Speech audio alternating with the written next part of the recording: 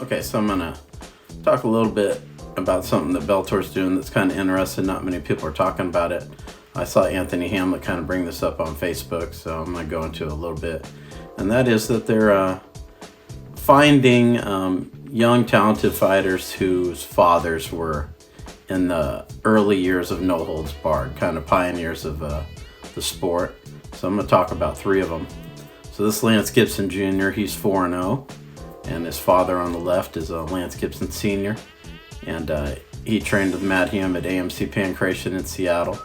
And the theme is going to be the same for all three of these fathers. All three of these guys were guys who competed a lot in the early years of NHB.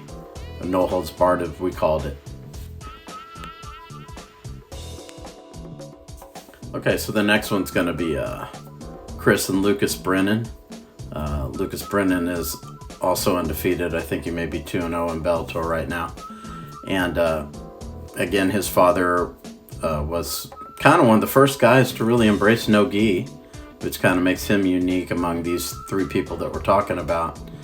And long before Eddie Bravo was embracing no-gi, Chris Brennan was already preaching that no-gi was the best way to be doing jiu-jitsu.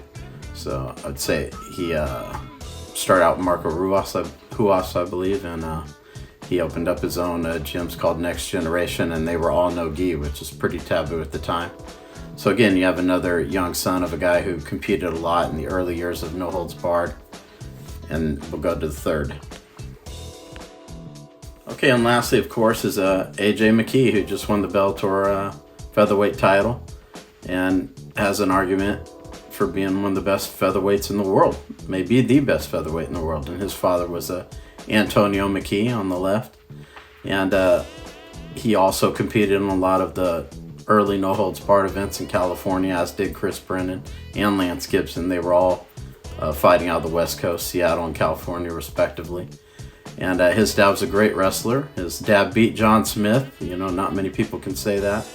Probably the only guy coaching someone in mixed martial arts who can say that.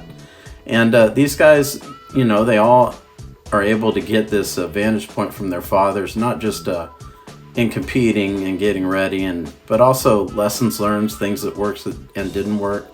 Maybe the early parts of MMA as far as seeing kind of what would be effective and what might not be as effective. And just a lot of lessons that maybe a coach, because they're divided up, can't fully teach, as to where father can dedicate a lot more attention, and these guys can get a lot of their firsthand experience. So it's pretty interesting.